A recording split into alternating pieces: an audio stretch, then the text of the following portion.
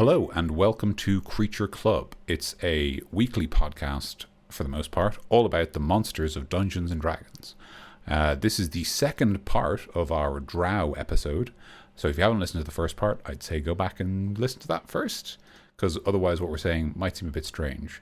But if you have listened to that, then welcome back. We're glad to have you, and we're glad to be continuing to talk about the monsters of Dungeons and Dragons. I am your host, Daniel, and I'm joined by Mikey. Hello, how's it going? I am Mikey. And Tim. Hello, how's it going? I'm Tim. There you go. That's confirmation from both of them that they are who they are. I'm not a liar, and anything I say on this podcast is truth. He has to say that every episode, so like it's kind of a contractual thing with Daniel. Yeah. Boys, how are you both? Doing all right? Yeah, right. I feel like I should probably take your advice from about 30 seconds ago and listen to the first part before getting into this one. Sure, put it on right there. Yeah. Which I didn't do. I'll just put it on in the background. Yeah. Just stick it on in the other room and keep an ear out. It's fine. We can just play it now at the start of this and just play the entire episode for people if they haven't listened already. So, nice. That would be so funny. Part 1 is the episode. Part 2 is, have you listened to it? Here it is again in case you haven't. Last time on Creature Club. And then it's just a, it's highlight like the... reel. Yeah, it's the entire episode. It's like... Yeah, and it's always that. And you have like 5 minutes of new content. All right, if you haven't listened to it, we will wait for you. We'll wait. Mm-hmm. It's about like an hour and a half, I think. So yeah. So we gotta wait a while. Yeah, go. I think we've done this joke before. We've done a lot of jokes before. We are hacks. There is nothing new under the sun, as they say. If I was really clever, I could remember the I think the Roman or Greek phrasing of it, the Latin basis of that saying. But I'll just have to. Again, we are hacks. So. Yes, we are hacks. Although, in fairness, Tim, could you translate it into Irish? Would it be any good as an Irish phrase? What was the phrase again? There is nothing new under the sun. That sounds great. Oh. Which is pretty nice. It actually is, yeah. Irish is very poetic. It is. It's a wonderful language. Yeah. That's actually a nice little shannuckle. Yeah. Old words. My favourite shannuckle in Irish is Middag a Brishach Bail Dinna Ashrone, which is it's oftentimes that a person's mouth will break their nose. I had to illustrate that in fourth class, and I had a guy with his mouth open with a hand coming out and punching him in the nose. Yeah, I'm just picturing like someone eating their face and they just eat their nose as well. Incredible. Tim, because we probably have a lot of like American listeners and also non-Irish listeners, you want to say a few more bits of Irish for the next 2 minutes, just for the people at home. Gargalor, Denimation, done Couple Nomage, Erin podcast. Onawa. All right. So,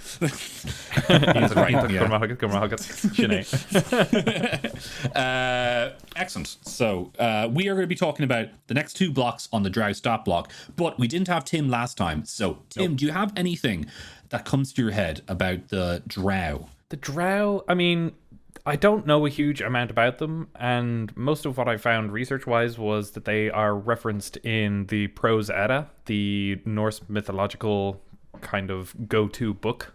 There are dark elves, what are they called again? The Dokalfar, I think that is. And then there are the dark elves, who are like a contrast with the light elves of Alfheim. And then there's the Svartalfar, which are basically dwarves who live in Svartalfheim. Like, dark elves being the contrast of elves as being dwarves is kind of a classic thing, but we tend to separate them these days as elves and dwarves. And calling the black elves, the Svartalfar, the dwarves is like, maybe not super PC, but sure. This is mythology. Is it like the... this is much less like mythology, but in the Elder Scrolls games, there's like the Ex-Mer is like sort of the term for like a mortal race, and the Dwemer are like the dwarves.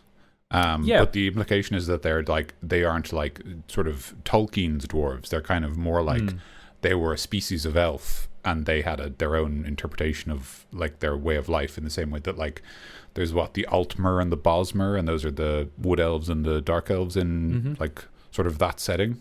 Is the Dunmer the dark elf? The Dunmer, the Oh, dark is it elves, Dunmer? yeah. Sorry. Yeah. Who are No, Balmer the then? Dwemer are the race that aren't playable. They are like, Yes. they used to live in the past and they left behind these great halls or whatever. Yes. And then yeah, they yeah. became corrupted, and now I think all there are those weird These like runes. vampire things. But it is similar to that in as much Yeah. as they were very different things that were just called elves. Yeah, like kind of thing. yeah. Sort of like in how in The Hobbit, like orc and goblin is like synonymous. It's like Yeah. rather than them being like different species, like just kind of like the monster, like they're dangerous and like you know these people. If there is different words for them, these people don't know them because they just know them as like the monsters from their stories, kind of thing. There you go. Yep. That's pretty much it. Before we can talk about stats and rules, there's more reading and writing. So, Tim, would you like to start off? Because you weren't with us last episode. I wasn't. I was dead. Got better. I got better. I thought you were dead. I was. The Drow Mage. Privileged Drow males who lack the strength and fighting prowess to train as warriors have no recourse but to pursue the study of magic. For them, it is a matter of survival. Female Drow with natural affinity for the arcane arts may also become Drow mages, although they are much less common. So there you go. The old Drow Mage, mostly a dude thing, occasionally a female thing. Yep. Will I jump straight into the Drow Priestess of Lolth? Yeah, go on. Yeah, go for it. I will. The Drow Priestesses of Lolth. Female Drow with blood ties to a noble house are molded and trained from birth to become priestesses of Lolth. The Spider Queen doesn't allow male Drow to hold such positions. Such priestesses execute the will of the Spider Queen, and as a result, they wield tremendous power and influence in Drow society. The matron mothers who rule the Drow houses are the most powerful of Lolth's priestesses, but they must constantly balance their devotion to the Spider Queen with their devotion to their families. I guess you could have a little bit of conflict there in a Drow priestess who's like, I'm doing this for Lolth, but I love my family. Yes. Family. Alt says, eat your kids. And you're like, oof, well, It's the exact same as Fast and Furious 7. Is that the one? it's the exact same as Fast and Furious 7. Like, It's like when Dom Toretto, is that his name? That is his name. Yeah. It's like when he had to, sorry, spoilers for Fast and Furious 7 here, where he had to betray his family for his actual family, for his Yes. blood family. Incredible. what would possibly make Dom betray his family? Because it's so important to him. And then we learn. That's a big mystery. It's great. And then the next one's coming out, and John Cena's in it. They're just, it's like Yes. a Katamari of Hollywood. It's just going to eventually, everyone is going to be in Fast and Furious. Yes. Great. Like that's the, I assume that's the end goal, is just keep going. And every movie just get another person in. I never ended up seeing Hobbs and Shaw. No, and neither did I actually. Yeah. Me neither. Yeah. Anyway. Well, something to catch up on did then. you leave a comment? Hit like and subscribe. What do you think, chat? No. So the Drow are very much we went through this last time. They're very much a matriarchal society. Yes. The females are the dominant of the two, definitely, because Lolth is a goddess. Yes. Very much like the females are the best of the Drow. Agreed. Yeah. And I think, but it says here the Drow mages are most of the time are males, because I guess they're like, you're not like, you don't have a place of power, but you're strong, so we're going to use you as one of our mages. I think that might be kind of the angle I might go with that one. So, and I guess the Drow priestesses of Lolth are only able to be priestesses of Lolth when they are part of one of the significantly powerful families. And I guess a Drow mage female would have to come from, I guess, a poor background or like lowly beginnings, and maybe through their magehood could build their family up to possibly be a great, powerful family. I'm writing a story right now for a cool Drow person. oh god, you can't stop him. His pen is on fire. You literally can't stop him. I'm going. It's right. I'm doing it. Come on, Tim. Come on. we're doing a podcast. And it's interesting as well because with Drow, it seems like last time we did this anyway, we kind of found out the Drow are kind of all kind of magic, or they all have magic weapons at least, because they all have their own kind of magic weapons. So I guess the Drow mages are just like their own, like they're just, you know, the more magic of them, I guess. But they all have some form of magic, really, because they have innate spell casting, like a few small spells.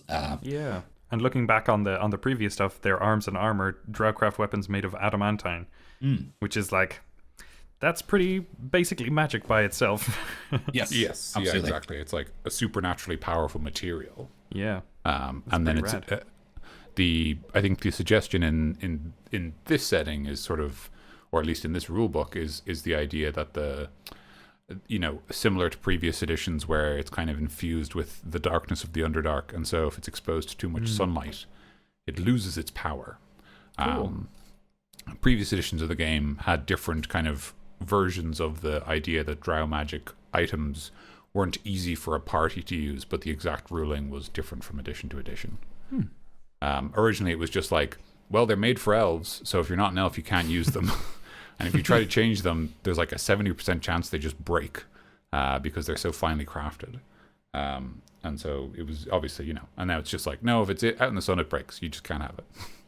Not for you. Yep. Not for you. That's really it just for those two guys. Do you want to just hop into stat block and kind of go from there? Yeah, I think so, yeah. You know what? Let's do it. All right, let's move on.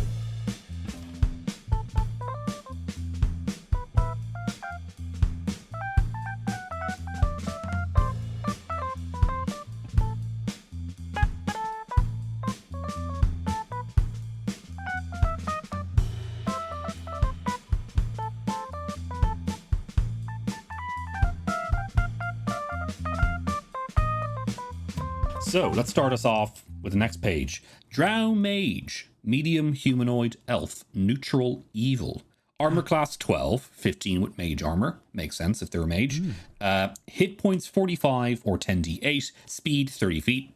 Seems reasonable. Strength 9, Dex 14, Constitution 10, Intelligence 17, Wisdom 13, Charisma 12. So pretty bog standard, just regular old wizarding stat block right there, or stats, I mean. Good old intelligence. Yeah. Intelligence high, strength low, everything else is just, around. A bit physically frailer than the other Drow, but kind of still better quick spell moving. casting. Yeah. But just sort of, slightly weedy, perhaps. Slightly weedy. Like 9 is just only 1 under 10. Did you guys know that? So it's not lower than 10. I do now because you've said it, but I didn't before. Thank you. That's why people listen to Creature Club. Skills, Arcana +6, Deception +5, Perception +4, Stealth +5. That's a lot of different skills there. So, Arcana makes sense. Perception and Stealth seems to be kind of the Drow thing. Yes. And Deception is actually interesting. Only one with Deception there. So, interesting that they went with that one. Yeah. I wonder what they're implying with that one. It's also interesting because, it's interesting because obviously, it's a unique skill, but also like it's like their innate casting is charisma. So I wonder if it's got some link to that. Like they're more practiced at magic, and maybe like they learn more about sort of speaking eloquently at the same time. Kind of like magic inferring mundane skills. Anyway, sorry, please. Little thing there. Deception is a charisma-based skill, right? Yes. So why is it +5 and the charisma is +1? Is +1, so that must mean they have expertise in deception. No, but if it was expertise, it would double it, wouldn't it? It would double the proficiency bonus, which in this case I think is +2. But then their Arcana so is +6, while their Intelligence is +3. Oh, well spotted. And everything else fits into... Yeah. Just no, deception. Right. I guess they must be wearing 5. Yeah. Are you implying they just threw that number down, Tim? I'm implying it could be a typo. A typo, you say? It could well be a typo. It might. I imagine maybe it was intended to be +4, like perception, and then maybe just got accidentally put it +5. Go on, let's give him +5. Go on, we will. What the I don't know. lads? It's well spotted, Tim. The only other thing I can think of is if they had some kind of ability to add another ability score to deception or replace it. Yeah. But the only possible way it could do that with maths, if we assume it's got a +3 proficiency, is that it would somehow add both wisdom and charisma to deception checks, which is a pretty unique idea. But it's not there in the rules, so we've got no reason to know what's going on. Yeah. They're all wearing a hat of +1 deception. There you go. Oh yeah, there you go. Could be that. Yeah. So They're all no plot holes. Keep at going. their graduation. They get a +1 deception hat. Yeah.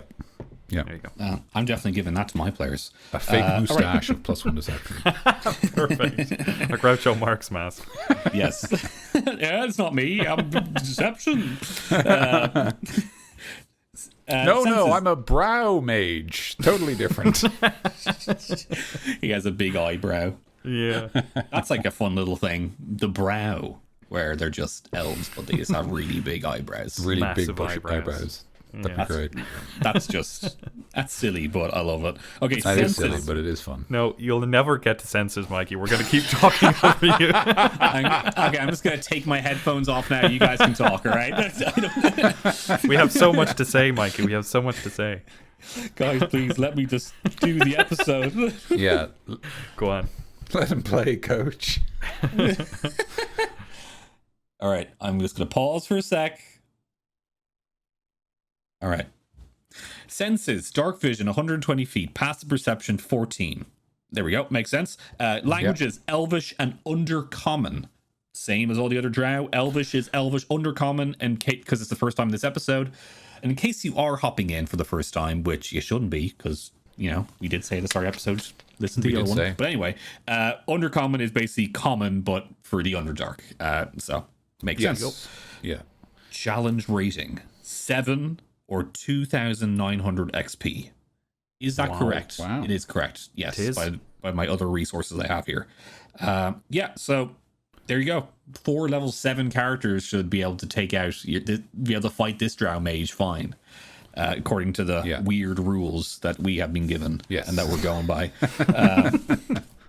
God, I'm so passive aggressive in this podcast. I'm like the utterly unbelievable CR rules that we have been provided by. We don't believe them for a second. We believe them about as much as we believe any election promise, but they are technically provided.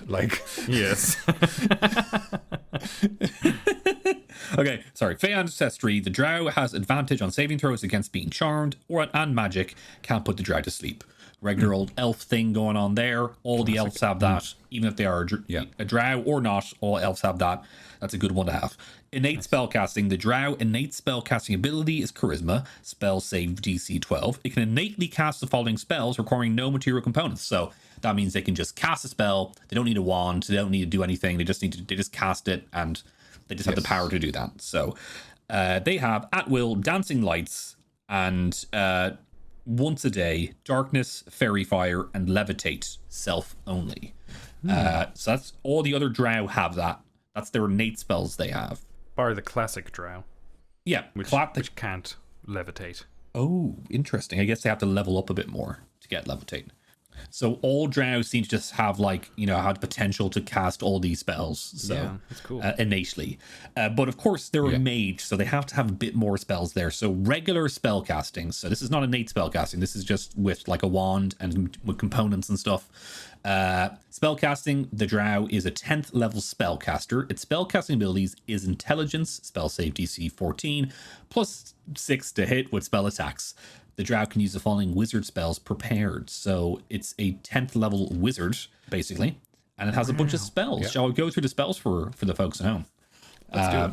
All right, we got Mage Hand. You can spawn a hand, a spectral hand to grab stuff for you. Minor Illusion. You can make a Minor Illusion. Poison Spray. You can shoot poison at someone.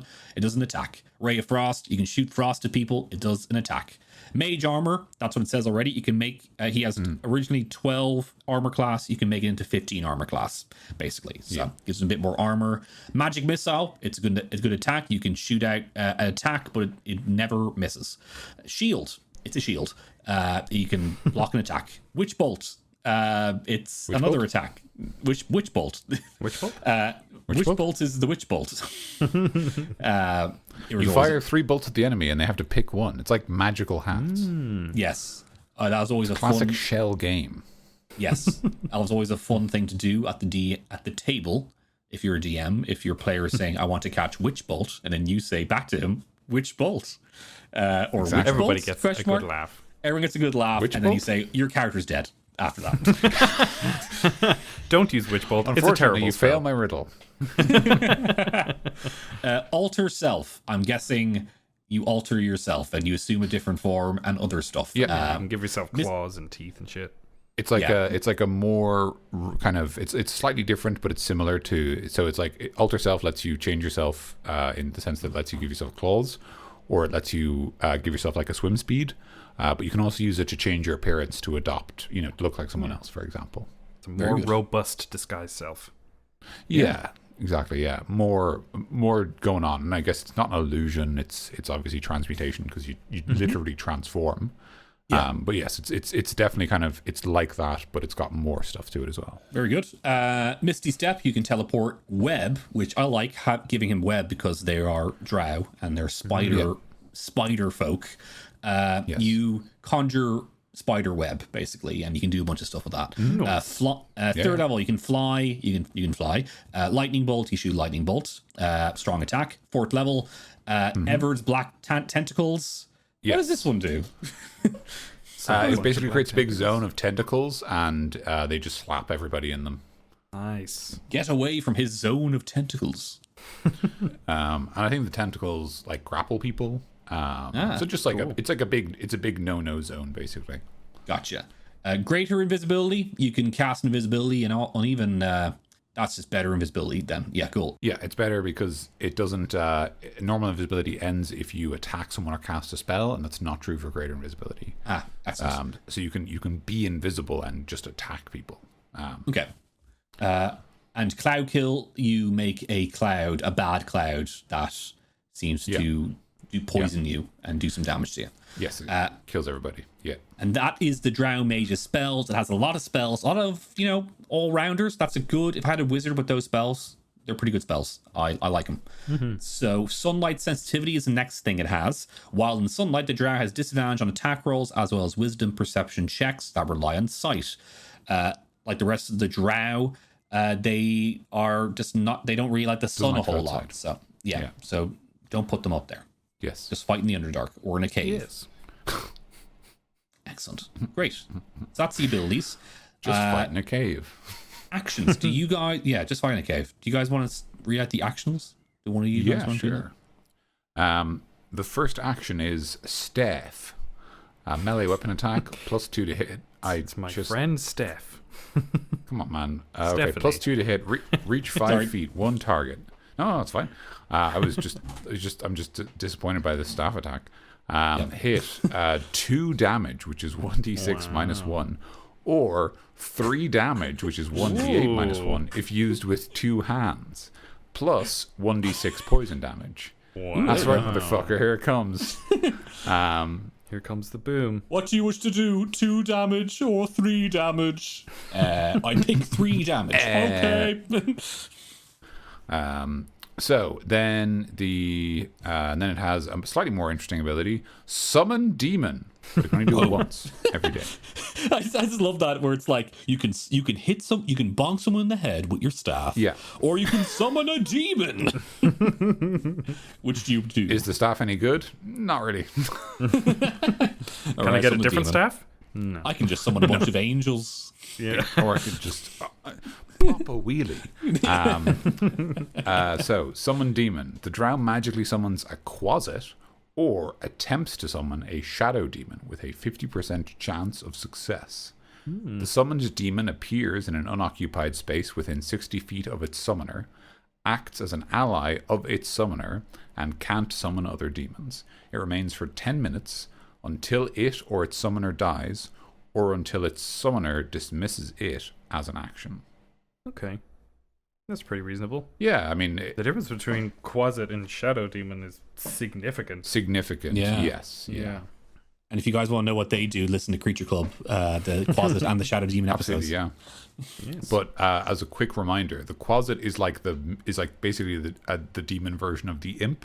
Yes. It's like the very, very small, slightly ineffectual creature that's like kind of, I suppose, weak enough that it can be taken as a familiar. At least the game says you can consider this as a familiar. Whereas the Shadow Demon is a challenge 3 or 4 monster. And its thing is that it's the weird one that can like phase through objects, and it's made of shadows, and it deals just psychic damage because it attacks your minds with its claws and all that. Mind attack. Very good. Shadow Demon. Challenge rating 4. Oh yeah, there you go, 4. I guess there is the percentage chance. So there's a 50% chance they summon nothing if they pick Shadow Demon. But it does feel a bit like, at least to me, it does feel a bit like, unless they had a very specific idea of what to do with the Closet, that it would make more sense to gamble for the Shadow Demon, because it's such a bigger help in a fight. And presumably, I mean, obviously, the way this ability is worded, it seems like there's no consequence to the summoner. Like, you can just summon them and then they'll piss off in 10 minutes. But I would imagine that there is probably some risk involved with consorting with the low planes. At least that's like, I would imagine a lot of people would have some reluctance summoning any demon and knowing them anything. Even if they're supposed to have an accord, I wouldn't, trust a creature of pure evil to to go by their word or whatever. So I'd probably be apprehensive about summoning them, and in that sense, I'd probably want to make sure that if I do summon them, that they're going to win the fight for me and I can live. Otherwise, it doesn't seem like a great deal. Yeah. I think it's almost always worth probably going for the Shadow Demon. And being the DM, you can probably just be like, yeah, he summons a Shadow Demon. Unless you really want to play it by the book, basically, and say, oh, I'm going to roll this percentage dice. Oh, nothing happens. The percent dice is nothing happens. Yeah. The percent dice is probably good as a basis for it, to suggest that there's a chance that maybe they shouldn't get a Shadow Demon. But I think what would probably be more interesting is to base that percentage chance perhaps off something going on in the battle. If the Drow Mage has perhaps wounded the party in the name of their Dark Master, maybe that 50% chance increases to 75% or whatever. Or if they're like below half HP, they get desperate and offer something greater to the Shadow Demon. Yeah, they offer a sacrifice. Yeah, absolutely. I just rolled there on my resource here for the Drow Mage, and I got 50% chance of summoning. I got failure, so I wouldn't have been able to summon a Shadow Demon right now. So that's unfortunate. The obvious that fix means to this. the next one is also a failure. Shit. Damn. My perfect solution to that problem was to just have 2, and then you have 2 50% chances, which means you get a 100% chance. Right? Exactly. That's how it works. Yes, that is how statistics work. I really like your idea there of having. I don't. Was it your idea? I was kind of looking at this failure thing, but of like basically having like a second phase of like, now it's time for me to summon the demon. And sorry, just the way you said that, Mikey. I like the idea that you're sort of looking at this like result just as failure, and like we just sort of fade out. Like we're just like, yeah, I think maybe if the Shadow Demon was able to sort of just disappear into the background, and then just like tiny violins. It's very much the hello darkness, my old Everything else fades out. Failure. Humiliation. I should it's make like that a the video. and then you get should do that. You get the fucking smash and answer voice. Failure. It's like, oh, cheers. Feel much better now. Sorry. Basically the Drow Mage gets a bit weak, and they're like, now it's time for phase 2. I'm going to summon the Shadow Demon, maybe give a bit of my strength to it to make sure I get more probability, It promises to summoning. Like, it promises the demon it's like firstborn or something, just because it doesn't want to die. Devil stuff. We're gonna get yelled at, Tim. That's devil stuff. Another obvious thing you could do is you could have it expend spell slots to increase the odds. Sort of maybe saying that it's using magic to like reinforce the summoning gate, or it's like binding the creature with more arcane power to force it into this plane. I don't know exactly what you'd want to do in terms of ratios. Maybe just like an extra like maybe just the spell level is added to the dice roll. Yeah. Or you could get more complicated if you wanted to. Yeah. Mostly I'm just thinking in terms of like with all spellcasters, with all NPC spellcasters, they always have more spell slots than they need in a fight. And just giving them something to do with it is nice, you know? If you just dumped all of your spell slots as like each 5th level spell is worth 5 points each, I think it comes to like 30 something. I did the calculation there before I started talking, and I've already forgotten it. So 2 5s is 10. So what, it would be 22, 22, 20, 31, 37, 41 altogether. So yeah, if they spent all their spell slots, it would go up to a 91% chance of summoning the demon. That's a cool way to go about it. I like that a lot. It's also a nice thing that you can do, because something that I don't know if I feel like I have mentioned this on another episode of the podcast, maybe not Creature Club, but at least an episode, is something that came up recently in a game. Was one of my players was saying like something that he finds frustrating is the fact that a lot of the time they give NPC spellcasters very direct damage spells. So like Lightning Bolt is an example, where Lightning Bolt just deals a mess of damage and doesn't do anything else, which is fine in the context of Lightning Bolt is a spell in the player's handbook, and monsters have way more health than players. So the problem is that if you Lightning Bolt this dude, if you Lightning Bolt this Drow Mage, like maybe it knocks them down in one hit, but probably doesn't, just because of how dice roll. They probably survive on like a fraction of health, which means it's the same as if they're still on full health and they can cast something back at you. But if they use something weaker, like if they used a spell that was like, you know, it deals less damage, but it also like knocks you prone or it pushes you, that's less useful for the players, because it's like, well, I don't know if the enemy can even be knocked prone, right? Like I've taken the spell that lets me push people over, but then I'm fighting an ooze, and oozes don't fall over because I'm just shooting like spells at marmalade basically. But like the NPCs can pretty reliably assume that like when I cast a spell, I'm going to be targeting a humanoid, so I can make spells that like, you know, force them to take saves and stuff like that. So in some ways, for example, like committing spell slots to that summoning is a nice way to let the spellcaster still have power without letting them just chunk down the PC's health bars, which can be kind of frustrating for them. Yeah, and also in a fight, as we always say, an enemy is probably only going to last like 2 or 3 rounds, kind of thing. To have that many spell slots, but so short a time to live, they might as well use up their spell slots for something. Yeah, absolutely. Friends, shall we move on to the next stat block? Let's do that. Drow Priestess of Lolth, medium humanoid, elf, neutral evil. Armor class 16, they're wearing scale mail. Their hit points are 71, which is a 13d8 plus 13. And they have a speed of 30 foot over ground. Their strength is 10, their dexterity is 14, constitution 12, intelligence 13, wisdom 17, and charisma 18. So very charismatic. That's interesting. So they're not... I guess they're not...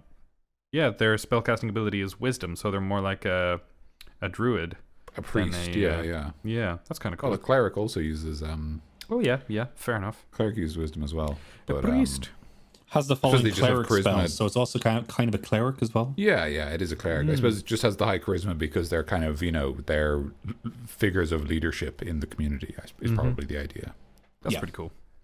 They have saving throws, constitution plus 4, wisdom plus 6, and charisma plus 7, which I just noticed the Drow Mage has none of. Good point, yeah. They have no saving throws.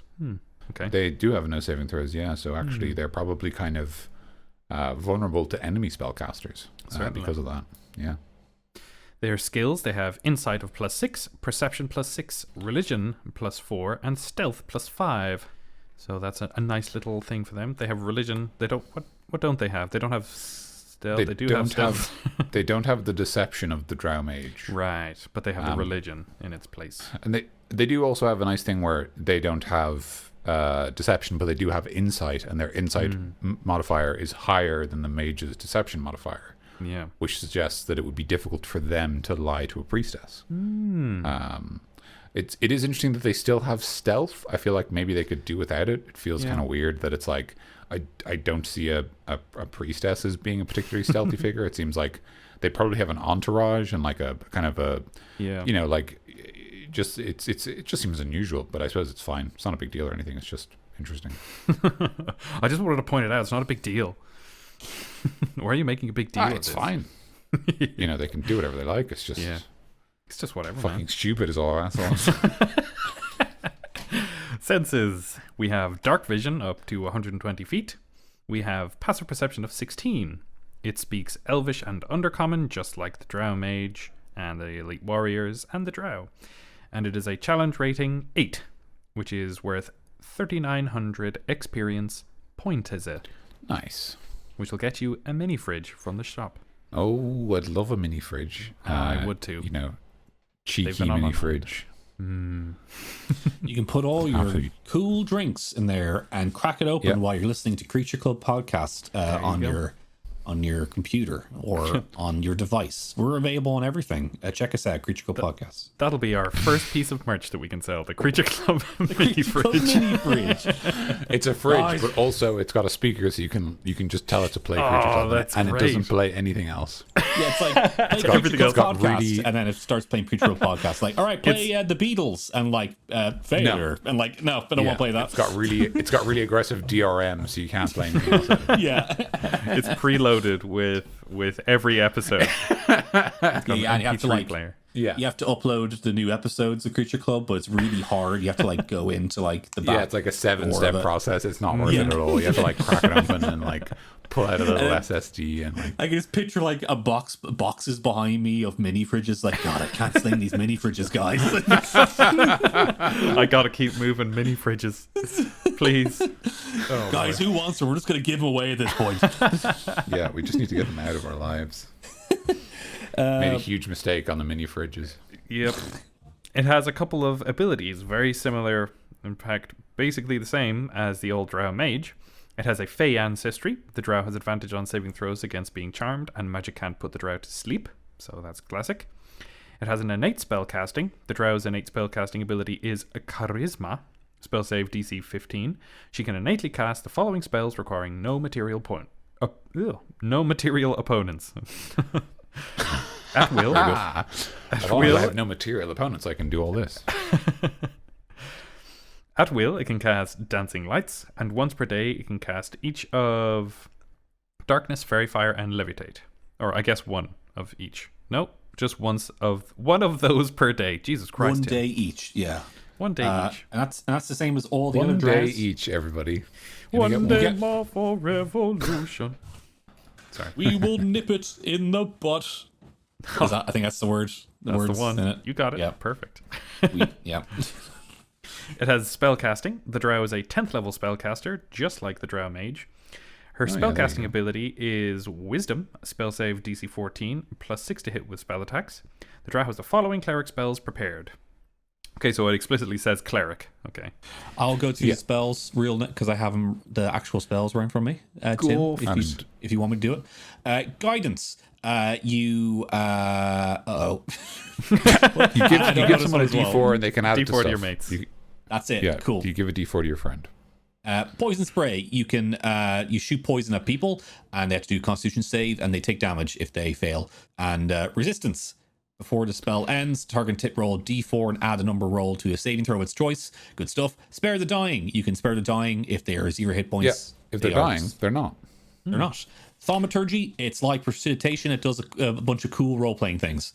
With Spare the Dying, do you guys play it that the person who has been spared the dying can still roll to see if they get a crit 20? Yeah, I still let them roll to see if they heroically rise from what would be a fatal wound because it's or die.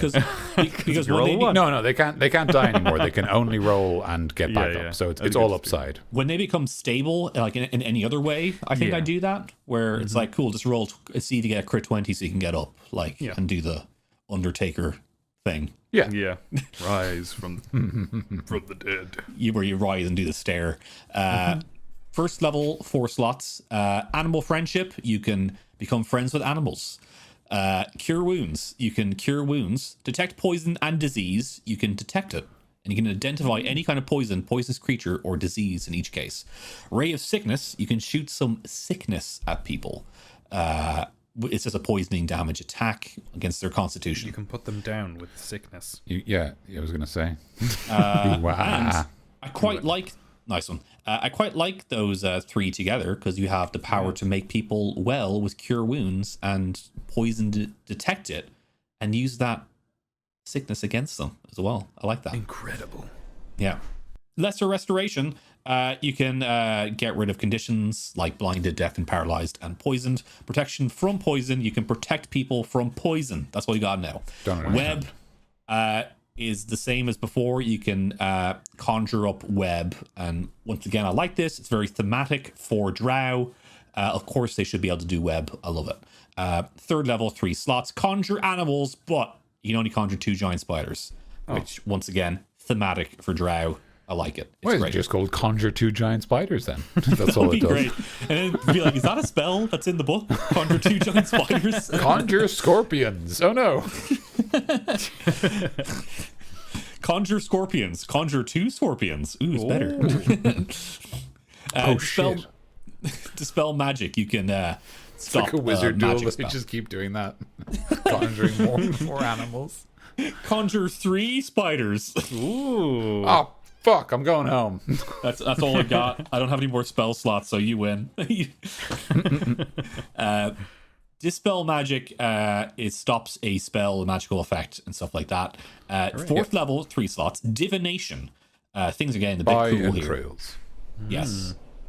Let's see. You ask a single question concerning a specific goal to your god or god servant. In this case, it would be the priestess. It would be Lolth, I'd say. They'll be talking to Lolth directly, or one of Lolth's, I don't know, under Lolth people. But I guess the priestess are kind of the servants of Lolth, so I guess they would be talking directly to them. Yeah, they have a direct line. The suggestion in previous books, at least, is that Lolth has a very direct power to intervene. Yeah. In the lives of the Drow. So I imagine when they cast divination, they probably ask the Spider Queen directly, unless they, for example, are trying to contact someone else specifically for different information. And even I think we said before, where Lolth can easily has, I think, in the setting, just popped down to the material plane a lot and just went like, "Hey, I'm here. I'm gonna mess. Your guys are being annoying, so I'm gonna mess your stuff up now." So she definitely does that a lot. Cool. So basically, you can ask. They'll ask Lolth a question, and they'll DM offers a truthful reply from it, so they can just talk to Lolth with spell slots. That's cool. Sweet. Freedom of movement. You can move through difficult terrain and magical effects. You can just move around. And people can't grapple you or trap you or Yes. you can. I think you can't be. You can be grappled, but you can just spend 5 feet of movement to escape it. Wow. So you can basically always get out of grapples. You can't be like magically captured, and you can also behave underwater. Normally as if you had like a swim speed. Yes. Go on now. Behave underwater. Behave. Oh, behave.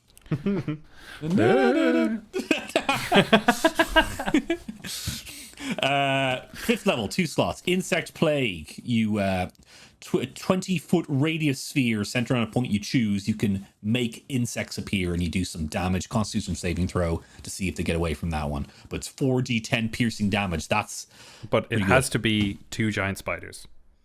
Yeah. it's a plague of 2 giant spiders. Spiders aren't insects. Oh, that's true. You've been They are fucking told. arachnids. I did it. Wow, I'm the smart guy now. He got us both. Fucking hell. That's a creature club first. There you Got go. it. We've been told.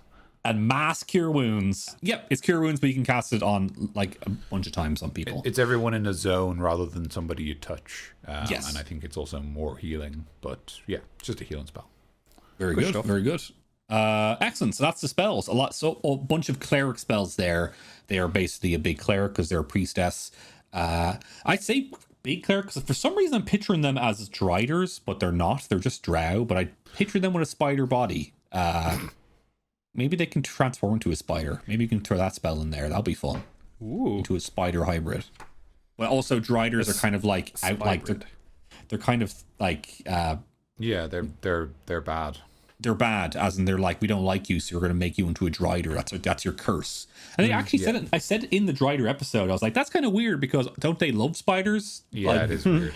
Yeah, listen to the Drider episode of Creature Co podcast if you haven't already. I guess they just like being drow more than they like being giant spiders. I guess so. Yeah, you're right. Sunlight sensitivity. Once again, if they're in sunlight, disadvantage to attack rolls as well as wisdom perception checks that rely on sight. There you same old there. And that's the spellcasting bit. Sorry, Tim, I took over your horse there, so I'm going to give you back your horse, and you may dare you use it. My horse. How could you? I just decided to read it out because I had the spells in front of me, so I can read them. I can tell you what the spells were. My kingdom for a horse. The Drow Priestess of Lolth has a multi-attack. The Drow makes 2 Scourge attacks, which are as follows. The Scourge is a melee weapon attack, which is +5 to hit, which has a reach of 5 feet on a single target. The hit is 5, a 1d6 +2, piercing damage, plus a 17, 5d6, poison damage. That's pretty rough. Challenge rating 18. It's like a really crazy looking blade, I'm pretty sure. They're just like some weird lumpy swords. It's a whip. It's like a whip. According to Google, a whip used as an instrument of punishment. Fine, good. Yeah. Very kinky. Good gracious. Also, is that a cat? Hold on, is that a cat there? What? A scourge, or a flagrum in Latin, consists of a rope with metal balls, bones, and metal spikes. Good gracious. Sounds terrible. So it's like sort of a, it's like a sort of a hard, kind of like a worse whip. More like a flogging. More sort of thing. Yeah, exactly. Yeah. Worse than flogging. Okay, cool. Yeah. So summon a demon once per day. The Drow attempts to magically summon a Yochlol with a 30% chance of success. If the attempt fails, the Drow takes 5, a 1d10, psychic damage. Otherwise, the summoned demon appears in an unoccupied space within 60 feet of its summoner, acts as an ally to its summoner, and can't summon other demons. It remains for 10 minutes until its summoner dies or until the summoner dismisses it as an action. The Yochlol is the big weird mustard monster. Tree. Yeah, they are the like handmaids of Lolth. Yeah. Yes. Which is the reason that they can be summoned by the priestesses. They look like with a much worse chance of success and some psychic damage if you fail. They look like kind of a tree as well, a mustard custard tree. Yeah, big mustard. tree covered in custard. Yeah, custard and mustard, which is just a terrible combination. It's really like they sound similar, but they taste the absolute opposite. Absolutely, 100%. That's cool though. Let's see if I can summon a Yochlol right now. According to this, success! I did it. I summoned one. Hey, hooray! Nice. Hey, good job. Thanks, guys. That's fun. And also has like a failure thing to it, where if you fail, then you do some damage to yourself. So you summon a stronger demon, but it's kind of like a bigger gamble this time. So yeah, funny that doesn't give you the option to do the same thing as the Drow Mage. Like you can only summon a Yochlol with a Drow Priestess of Lolth. You can't choose to summon your Quasit or your Shadow Demon. Yeah, I guess that's like a comment saying that like the closer you get to Lolth, the less options that you have in that regard. Like, yeah, you have to get this close to Lolth to be able to summon a Yochlol, but once you get that close, all you can do is the Yochlols because you're so affiliated. Yeah. And I suppose in fairness, there's also the fact that the priestess has more options in terms of summons. Like they can always just summon 2 spiders if they need backup. Yeah. Whereas the mage has, I believe, no summons except for summon demon. So like, it's like I suppose we could potentially consider that the priestess's summon is a more desperate action. Hence the lower % chance and the damage if they fail, whereas maybe the mage is more practiced in summoning a creature as an ally. That Scourge is interesting though. It's a lot of poison damage out of nowhere. Yeah. And it's weird that it even has a multi-attack when it's also got so many spells. Yeah. And very few bonus action spells from what I remember. So I don't know when it would ever be using its Scourge, except to opportunity attack people, but why would you run away from the caster unless you're a caster too? I guess it's going with like it's a cleric, so it can hit a bit and also cast spells. It's kind of a support spell thing where they have a few attack spells there, but they're mainly just for helping people out. So they kind of want to have something to do damage, because these guys would kind of be like a kind of a boss, a leadery kind of character to Drow. So it'll be fun to fight them, So I'd say they just wanted some sort of assault like thing, some sort of damage to it. Yeah. Just like basic damage output, but it is just surprising in the sense that they have so many spells. They have a lot of spells. That's true. That is very true. At this point, the guys went on a bit of a tangent about the Scourge for a while, and they talk about pictures. I'll put it at the end of the episode, but I'm just cutting it off here until Mikey takes the reins a little bit later. All right, back to it. I'm grabbing the podcast reins here because we're at an hour here and we're not even at Desert Town yet. So I'm grabbing them, but finish up here what you're about to say there, Dan, and I'm going to grab the reins off you. That's fine. All I was going to say was it's interesting that this weapon has no mechanical difference to a short sword.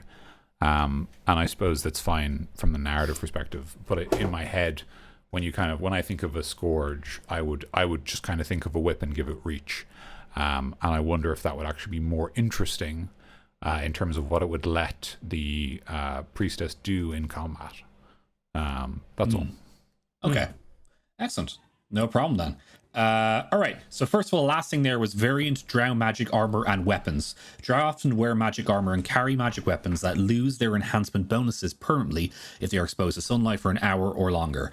So that's what we said before the last episode. Yep. They're kind of Drow specific weapons. So if they go into the sunlight, then they're gone. They're dushed in an hour. But basically, your players can't use them really after that. So they can probably only use them in the Underdark or in a cave that you're fighting these guys in. But the Drow priestess would be now wearing 3+3 scale mail and has a 19 AC. So you can just buff them up a little bit with that one by giving a Drow armor. And that's really it. That's it for that one. Yep. Excellent. All right. Taking those reins, grabbing that horse. Hop on the horse, guys. We're going to Desert Town. To Desert Town. All right, let's go. Not a lot of room for us. I feel sorry for any horse that has to carry all three of us, to be honest. Tim, can you give us some horse foley real quick, please? Nay. I wanted to, I was thinking kind of like a clopping, clip clops, kind of with the coconuts or something. And then you just said nay. That's fine. Cool. All right.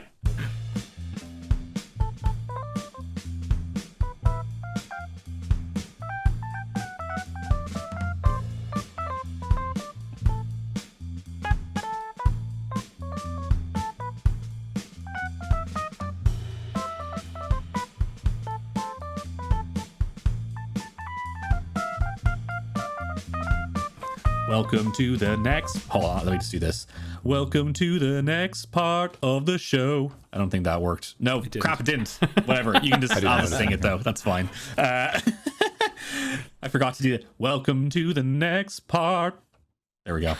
That'll do. Sorry, I'm messing around with that. I shouldn't be doing it during the podcast. It's podcasting's he's not giving out to me, and then he fucking does this, eh? Tim, what's he like? Look at him. What's he like? Go on. What's he like? What am I like? Hey guys, welcome to Desert Town. We have all the Drow here with us now, all four. Which is it's a good thing there's so much dessert in Desert Town, because otherwise they'd go hungry. Yeah. Absolutely. So first of all, just with going with the mage and the priestess of Lolth, do you guys have ideas for them? What we can do with them for an adventure? Put them in the setting. What do you think? Well, if I could... Are we not starting off in the blank canvas? Matrix room. Oh, the Matrix room. You're right. I think they just get the shite beaten out of them really, really quickly because they are definitely backline. I think the Drow... I think you're right. I think it depends on how far away they are. I think the Drow Mage has some scary stuff it can do just because it can throw out 3 lightning bolts, which is a lot of damage. And it's got some options for, control, like the black tentacles, or it can just go invisible and leave, which would be very funny to just scare the players by having him disappear, and they're like, oh my god, and then he just runs away, and the players are like, it's going to attack us. I ready in action, and it's just they've left. They've left the battlefield. They continue into the eternal whiteness of the Matrix White Room, and then you just when their greater invisibility turns off, they're just a little speck in the distance, and like I'm gonna stay over here. If you come any closer, I'll just keep walking away very slowly. So, and then I think the Drow priestess alone. It actually kind of depends. See, the thing about the priestess is that in between conjure animals and summon demon, they can actually kind of summon a party on their own. Yeah. If they're successful. So if those, I think if they summon some spiders, and some demons as friends, and sort of try to use those people to sort of all these extra bodies to block up the party. There's a legitimate chance that it doesn't go well, especially because the Yokel that they can summon is challenge rating 10. It's higher challenge than the Drow priestess is. So that's actually, I guess that is the game changer. The giant spiders are a good distraction and keep the party off the priestess. But really, it's a case of like if they get the summon off, that could totally change the fight. Yep. Just in the sense that like it's just it goes from one monster who is dangerous but ultimately kind of squishy to two monsters, and one of them isn't squishy, so now it's a problem. And I would definitely like use that like summoning Yokel roll in front of the party, just like throw the dice in front of them and say, here we go. Does it appear in front of you? It does. All right, you get ready, guys, and then he comes out. Basically, this is a lot more fun that way. It's worth acknowledging that because the Yokel can arrive within 60 feet of the summoner, that if the party are like rushing the priestess, it could potentially summon the Yoklal like next to the party's backline, like next to the wizard, or whoever, and that's obviously really bad news for them. So yeah, I think it's a bit more up in the air with that 30% roll. And I suppose the only other thing I would say is that then that rule we suggest, that sort of option idea we suggested, that they can commit spell slots to increase the odds. With the Drow Mage, it's kind of a cool idea that doesn't really affect the fight, hopefully. Yeah. But with the Priestess, it's kind of a game changer. So it's probably something to be more thoughtful about adding. Same amount of points as well, so 41 on top of that brings it up to 71, which is... basically turns the table on it. Yeah, absolutely. Yeah, that's a great way to think of it, actually. Yeah, literally like flips it on its head. So you're much more likely to get the creature, and yes, you'll be down to cantrips and innate spells for the rest of the fight, but on the other hand, you'll have a Yoklal, so... You'll be alright. Sure you'll manage, I mean... I'm just looking at what the Yoklal can do, because I cannot remember. Was I even on an episode? I don't remember doing that one at all. Yeah, I'm pretty sure it was. The Yoklal, so the Yoklal can once a day dominate person. So that's potentially a very dangerous combination. You go from fighting one priestess to a priestess and its demon ally to fighting a priestess, its demon ally, and one of your party members. So that's very much like there's big reversal potential in this. Also, it can turn into mist, which I did not know. When the mist for the Yoklal can enter a creature space and stop there. Each time a creature starts this turn with the Yoklal, space must succeed on a Constitution saving throw or be poisoned until the start of its next turn. While poisoned in this way, the target is incapacitated. Jesus, so it's not bad. So there's a lot of potential ways the Yoklal can really flub up that fight for the party. Basically, there's even some kind of cool tricks you can pull where the priestess can summon the Yoklal and then cast protection from poison on itself, so that it can't be poisoned by the mist form, which is kind of cool. Which means it can kind of act as a close range threat for the party. So again, if you try to get in close to the priestess, the Yoklal will just like sit on you and poison you, which is kind of interesting. So there's a lot of options there. It's a very different fight at that stage, but so I think it depends. For the Drow Mage, I think they lose unless their greater invisibility is like perfectly executed and they stay invisible and just throw spells at the party, and the party just don't think and don't deal with the problem, which is sometimes parties do that. They just don't think. They just assume that they're like, I can just solve this problem by it, tanking enough damage, and that's the wrong answer. to the problem, and they die. Yeah. But then they deserve it, so it's fine. And then I think, with the presets, it's literally all on that summon demon roll, to be honest. I that's what I think anyway. There you go. That's a great summation of how those fights would go, Daniel. Oh, thank you. Absolutely. Yeah. Good stuff, Dan. But regarding the old how we would use them, I think my little idea of what I read there from the Drow Priestess of Lolth, they must constantly balance their devotion to Spider Queen and the devotion to their families. That's probably what I would do. Or, I mean, the inspiration from this book is basically never ending. It's non-stop. It brings cool ideas at all times. So just having a Drow Priestess that has been asked to do something by Lolth that is either a test of her loyalty to Lolth and like puts her family at risk, and so they're like, I don't know if I want to do this anymore. And then like your party either has to help her try to do something other than what they were doing, or they have to try to stop them from either sacrificing their family or doing whatever it is. Or I don't know, it could be just like a Drow Priestess of Lolth who is unsure what to do. Yeah, who's less certain. There's a very interesting kind of situation you could create there where you could have that, like the Drow Priestess is told by the Spider Queen to like do this. There's a village in the surface world, and there's a shrine to a knight who defeated one of my servants, and I want you to send your raiders and desecrate that shrine and give me power. But maybe this priestess is like, oh, actually, like all my warriors are injured from a war we were in, and if I send anyone to the surface, there's a chance they'll die up there, because all of the warriors who are uninjured are like really inexperienced and are at more risk, and they represent the future of my family. So if I send them, I'm risking the future of my clan on behalf of Lolth. And so maybe the priestess is like, oh, I know, I can do something to jimmy this. And they maybe like, instead of sending like proper kind of like, like badass Drow warriors, they send like some mercenaries or some other entities of the Underdark who they care less about. And so from the party's perspective, they get sent quote unquote like low level threat that they can deal with.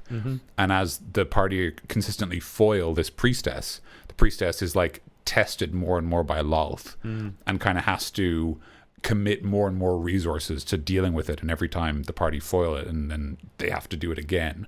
And maybe then, if you sort of delve the Underdark and try to figure out who's sending all these soldiers, it's like actually it's someone who's trying maybe to avoid sending soldiers and feels compelled to. And so there's like, hey, what if we did this instead? Like, is there another way we can solve this problem, give the party kind of like eventually enough information that they can start to try to like, rather than simply, we're not just going to sit on this temple and kill everything that comes until forever because we've got better things to do.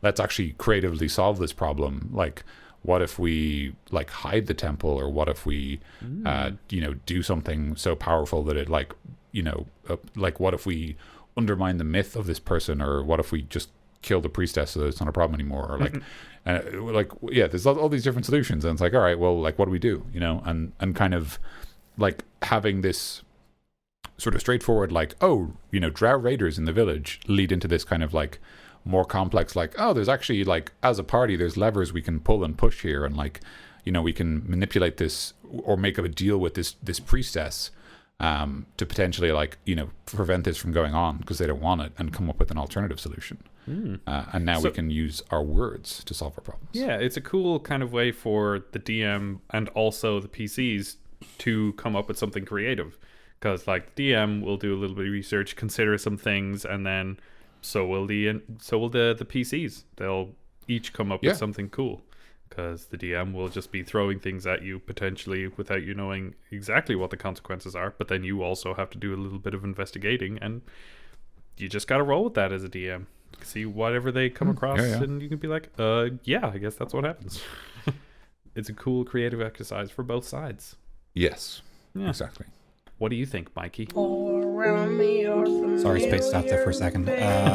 He was thinking about the failure again. He was thinking about that role. I was thinking about that. Thinking about Around me are familiar faces. So many places. So, first of all, I just had this idea. This is with all the Drow. I just had this idea. Do you guys remember the movie? And it's okay if you don't. It's okay if you don't. Do you remember the movie 30 Days of Night? Vaguely, yeah.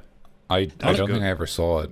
It's not great, but my family love it for some reason. It's all right. But basically, it takes part in that town in Alaska that it has like, days of just night because of no sun. Yes, yeah. Because of where they are in the hemisphere, yeah. Yes, and then vampires attack. How about instead of vampires, there's like a certain area in your setting where it's dark, and then Drow are like, oh, this is a great time to go up and like, take some people back for us, or we can even just take over this place for a bit and like figure stuff out, and get some resources together there, and then like move on to the next place, basically. So I'm just thinking of having that, and then having like a kind of a, basically just kind of like a bash in the door, save the town from being attacked, kind of Seven Samurai style, from these Drow coming in, really. And that's just, that's kind of just really an idea I had there of just basically like a way to have, because I'm always trying to think of like, I never really used Drow because of the sunlight sensitivity thing. I don't know where to put them, and because I never go into the Underdark, I never really bother with that much myself. So I'm trying to think of ideas of how to use them in the upstairs. That's really cool because you can have it be the like cosmic upstairs. It could be just like a short conquest that these Drow are like really devoted to, just for this very short window that they have, because it lasts 30-ish days on Earth because of the tilt of the Earth, but you can have it last as short or as long as you like, just because. You can have it happen magically, or because your planet is a sphere. And maybe there's just like a town in your setting that's just always night. Maybe it's just like it's always like, it's just very weird, and it's just always nighttime. So the Drow have like a place that they can go back to, and maybe there's like a tunnel to the Underdark there as well, or something. But because they take back prisoners, maybe they're going up there to take prisoners, and then they bring them back to this town and stuff, and then it just leads down to the Underdark. Either way, whatever way. But they're raiding because it said in the last podcast we talked about, the raiders take prisoners a lot. The Drows like to take them back and kind of question them and stuff. Yes, if you recall, the regular Drow and the Drow Elite Warrior both have the hand crossbow with poison in it, that if you are successfully poisoned and you fail the saving throw by 5 or more, you are knocked unconscious. Cool. Immediately. So the explanation is that the Drow actually prefer to capture intelligent creatures, in particular, alive and turn them into slaves. Yeah, there is like the 30 Days of Night where you just have like a town under siege for days, which is kind of cool. But you could even have the idea of like, there's like maybe somewhere they have like a long-term camp, and then at night in other places they like rush out and raid, and then they collect all their prisoners in this one camp, and at the end of the 30 Days of a Night they like drag them all to the Underdark. And that would be cool, because it would kind of be like, you could create a context of like every night they take more people, but no one is gone until that 30th night is over. So the party kind of have this like really strong like time limit of like, we know that's when they're leaving. We know everyone who has been taken by them is still in that camp until then. So if we need something, if we need resources or we need more training, like that's our time limit to get it.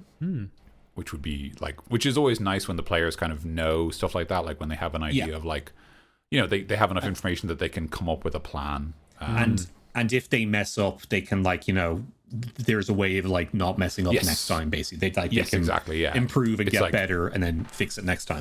It's literally like if you're in town and that town gets raided and they capture someone, like that person is not gone, you haven't failed. That person is in the camp, and you can now go to the camp and get them back. But you don't need to do it right now, because this is when they'll be taken from the camp. Like that idea of like, here are all the states of failure before this person is gone. And it's a D&D town. Zany characters, zany NPCs. Add a couple in there. Have a guy with a mustache who talks like a pirate. Have another guy who Have a guy who wears a Groucho Marx mask that nobody really knows why he's there. Oh my gosh, lizard he was folk the insider. samurai who only speaks in rhyme. Oh yeah. Have a chef who's really bad at cooking.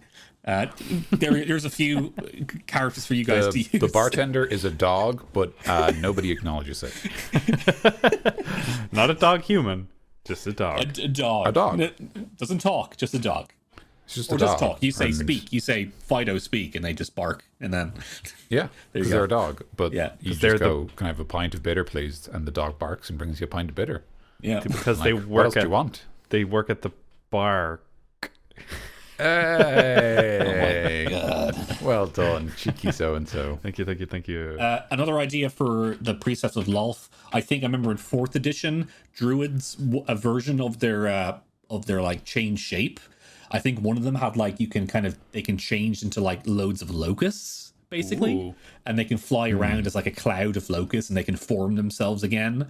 I was Nice. thinking of something like that, but with like spiders for a drow priestess Oh, of that'd be Lolth. so horrible. That'd be great. Yeah, That would be it'll be very like terrifying, and they can kind of get through crevices and stuff, and appear. Like I like Nice. that, and maybe they have a climb speed, and they just climb up as spiders up a wall, and that's cool. That's a great idea. I like that a lot. There's my ideas. There we go, guys. Good job. Yeah, those are great ideas. I really like that 30 days at night. I'm thinking about it now, and I think the idea I like the most is like the idea that the night works kind of how you'd expect. So like more and more of the land is marked in night.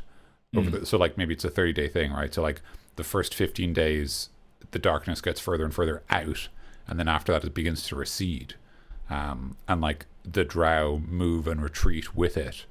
But again, that's information the party has, so they can like plan around it. You know, they can know that they can't, that like for example, this town, you know, on the 11th day, this town will be covered in night and nobody here will be safe, so we have to evacuate. But this is how long we have to evacuate. And maybe we set a trap in town where we stay behind and we keep some other like NPC warriors and we wait for the raiders and then we ambush them. Nice. You know? Ambush the ambushers. Come up with a plan. It's great. It's just like the town being attacked, and then you have to come up with a plan to fight back. Yeah. I just love that. It's really good. And then their, you know, camp is a like a massive magical obsidian drill that like pulls itself out of the earth and then buries itself when the sun returns, and you can treat it like a big fucking like skyscraper basically, and do like the raid when the party decide to attack it, where like they have to just cut through it floor by floor and like deal with worse and worse baddies. Cool. That's a great idea. That's a really good adventure idea. I like that. I really like that. Thanks for bringing it up, Mikey. I'm gonna steal Yeah, that one, well done. Daniel. I'm stealing that idea. It's your idea. Oh God, It's your it is. idea. I'm just playing off it. It's the Creature Club's idea. It's all of our ideas. Exactly. Everybody has to do it. That's the point. Yeah. You guys can use it too. Go ahead and use it. You're allowed to. If we say it on the show, it's allowed. Honestly, it's like as soon as I was thinking about this idea of like, you know, the party doing a big like raid on this skyscraper dungeon, I'm just thinking of like in my head the Doom music is just playing, like just like I just the only thing they fear is you, just like yes. Like it's like what a perfect arc that like for whatever like 28 days the Drow have terrorized this region, and then like, you know, the penultimate night you're like, and now we bring the fight to them, and you just fucking absolutely like raid this building, like you bring all your boys, Yeah. you've got like daylight the spells priestess ready, is and you're there just like sitting on you know, sitting on a seat and just like in the yeah. skyscraper, like bring back those heroes to me, and then yeah, exactly. you're like, no, we're gonna attack you, priestess. Like My lady, we must bring back these heroes. We mustn't underestimate silence. That's the famous underestimate them. Yes. silence. Oh yes. Silence. Right. Jeez. All right. I fucking love that. The other person in the room's like, I wasn't even talking. I don't think this is really fair. Like, I was waiting. You know, I didn't speak up. I didn't say anything. But fine. We wait. Any final thoughts? Drow they're cool if you have a right place to use them. As I said before, I've never used them before because I never know how to use them. But I think if you just kind of stop and think, there's plenty of little situations you can do them in, you know? Yeah. It's like, you know, if you want to do a vampire, you kind of do a nighttime encounter. So think about Drow that way too. Maybe they kind of you can have raiders, so maybe they can come out during night and just like guerrilla warfare attack you, and then they try to bring you back to the Underdark somehow. You know, maybe they have a portal somewhere and or a teleportation circle that like, quick, get them back over here, and then you can use them any kind of way, but like as long as it's dark or nighttime. Yeah. But I think they're cool. I actually quite liked the you know, the way they're all kind of magical. They all have the same kind of spells. They're kind of consistent. I like them. It's like a progression. Yeah. To them, so the only other idea I have is that because the fact that they like to capture people alive, a potential, as I say, like, you know, it's nice to have like staggered fail states, so that like if the party fight the Drow, instead of them like losing, right? It's not like, okay, it's TPK, now you have to build a new party and we have to start the adventure over. Like, imagine the party are doing a different adventure, but there's Drow in it, and they lose a fight and they get captured. It's like, okay, the Drow bring you back to their Underdark kingdom, and they force you to fight in their blood pits. And now we're going to spend 4 games on the blood pits, and then if you escape, you can go back to your normal campaign. Not the blood pits again. Freaking again. I was just going to say, I like ideas like that, where it's like, instead of you just being like, okay, you lose and you have to stop playing, it's like, yeah, you're captured by the Drow and now you have a new campaign. Like, you've got a new set of problems to deal with. Yeah. The problems you were dealing with, maybe they'll wait for you, maybe they won't, but you don't know. You're in the Underdark somewhere. You've been captured by Drow. Like, you've got new problems.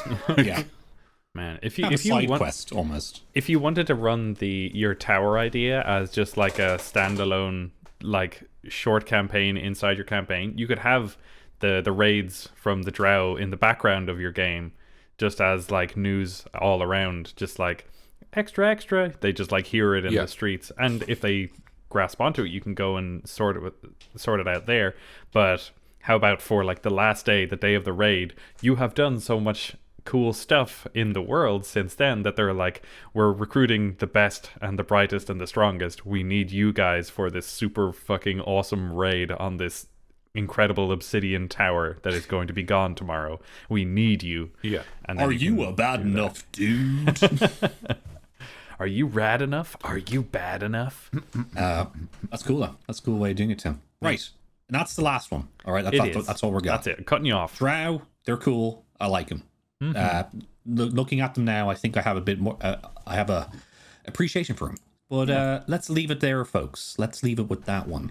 That has been Creature Club Podcast. If you liked what you listened to, please consider following us on whatever podcasting app you use. You leave a review if there's one just there. Because you paused, it's like, what? It's like, please consider following us. Goodbye. That's it. That's, and again, following us, and then like the music plays. Yeah, it just cuts in like. Follow us whatever podcast app you use. Leave a review if you want. That helps us out quite a lot. You can send us a message on creatureclubpodcast.com. You can send us a message on the contact us form there. Leave a comment underneath the video. Or send us an email, creatureclubpodcast@gmail.com. Say hey, send us your homebrews, ideas, and just like let us know what you think of the podcast. And if you like the podcast, consider telling a friend that you like this podcast, and maybe they might like it too if they're into D&D. And after that, I guess tell them they should listen to it. Yeah. I phrased that weird. What's up? What else is there, guys? Well, you can leave a review on iTunes, which we got one in the last 30 days. I have a new review to read out, you guys. Yeah, isn't that mad? Somebody thought we were worth rating. So we got a new rating, which you can do on the Apple Podcasts app. I don't believe there are many other places that you can leave a review. But the latest one is from Derek Griffioen, Griffioen, which that's a lot of vowels together. Griffioen, possibly. Sorry from if I pronounced Canada. your name wrong, Derek. Yeah. Apologies if we did. Listener Derek G from Canada. So hello Canada, that's super cool. The title of it is Great Ideas, Great Banter, Great Podcast, and it's a 5-star review. He says, or they say, listening to these guys ramble about monsters has helped me bring my D&D game to the next level. They're funny, full of great ideas, and I always look forward to the next one. That's very, very kind. Well, two of those things is right. Which ones? It makes no sense, but two of these things are correct. One of them is wrong. Actually, no. I think. Never mind. Whatever. He's trying to say thank you. No problem. Thank you so much, Derek, for the review. Thank you so much for listening to us. That means a lot. Getting a message like that from you. So thank you so much for that one. Indeed. Yeah. Thank you very much. I think that's it. Twitter, Creature Code Podcast at Creature Code Pod. Follow us there. Okay, so guys, thank you so much for listening to Creature Code Podcast.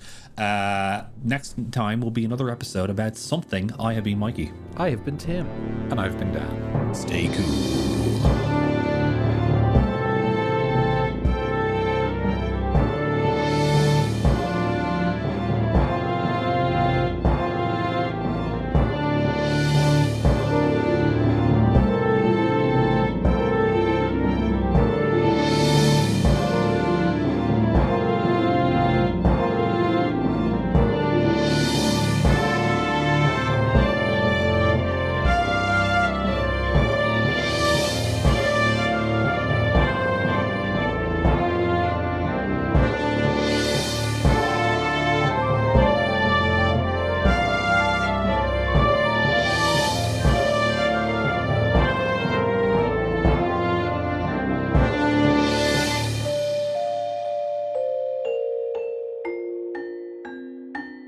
They have a lot of spells. That's true. That is very true. Also, the Scourge is a short sword, which is weird. It's got a 5-foot reach and it deals a d6 of piercing damage. What's a whip? But a whip is a d4, and a whip has has reach, so it's not a whip. Do they know what a Scourge is? I'm just gonna say just Scourge. Drow. What about flail? What about a flail? What's a flail? A flail is what is a man? Yeah, I'm looking at the at some drow here, and they're all holding scourges. It has like snakes on it. That's fun. According to the I'm gonna send you guys a picture, guys. Hold on. Oh yeah, great. All right, here we go. I love these parts of the on episode where we just get to enjoy a picture together. Yeah, here we go. Here's a picture. Oh yeah. That's a Scourge. Yeah, and it's got like a cool Medusa design to it, like sort of a snake head, which makes sense with the poison damage. I guess the idea is that it's very short, which is why it doesn't have reach. Yeah. The white hair is very cool. Yeah. That's the drow thing. And it seems like a lot of these artworks that I see here, they all seem to have this one's the Scourge Maiden here that I found on the on Google. Yeah. And hold on, let me just actually get up for you. This one has like a double-handed Scourge. We can probably skip through this anyway. You can probably just make this quicker because it is like a visual thing. This is nice. It's not great broadcasting, but it gives us something for. Who fucking cares? Who fucking cares? I'll tell you this for nothing. Who gives a shit? Oh yeah, that's proper. Like looks like an executioner. Oh, is that even a drow? I can't even. Oh, elite warriors active. Yeah, it's not even a drow. Never mind. But anyway, that's cool. That's a Scourge Maiden though. So we're looking at Scourges here. So I'm only saying it in terms of stat wise. It's identical to a short sword, and just because the Scourge is like, I guess in fairness, like and even the real life examples I'm looking at in terms of like, sort of in museums and that they don't appear to. This is not a very good picture. We should talk to the people who make Wikipedia and have a word with them. But yeah, just like in terms of, when I think of like kind of a whip. Sorry, I laughed because I put in Scourge and I went just images. I didn't say like medieval weapon, and I just got loads of Scourge the Hedgehog. Oh. Is that like an OC or is that actually a thing? I think it's an official character. Huh. All right, let's go to images. I see cats on mine. Scourge Sonic. Scourge the Hedgehog. Hang on, I'll tell you now if he's a fan character. It's just a green Sonic with sunglasses. Scourge, also known as as evil Sonic or anti-Sonic or Scourge the Hedgehog is a 17-year-old villain. That's kind of, you're kind of making assumptions about this person, to be honest. Yeah, I get the cat stuff. I'm on Ecosia. Maybe Ecosia users are more concerned with Sonic the Hedgehog than cats. That's all I can assume. Maybe. Anyway, it's Sonic, but they're yellow. They're green instead. Oh god, the Sega Wiki has its own mouse effect, which is horrible to look at. I hate that's like, that's such a. Remember when we all used to like get different mouse effects? Like, I did it when I found out about it, and I think my people in my family were just like, no, that's not happening. Change it back. Like, oh, okay. Proper, you've been told. Yes. Yeah, in fairness, Scourges do look fairly short, so they probably shouldn't have reach. It's not a big deal. It was just something I thought was interesting because, like, I guess it's just the nature of, you know, when you simplify weapons so much that it's like it has identical stats to a short sword. And I was just thinking, like, you know, I'm grabbing the podcast reins here because we're at an hour here and we're not even at Desert Town yet. So I'm grabbing them, but finish up here what you're about to say there, Dan, and I'm going to grab the reins off you. That's fine. All I was going to say was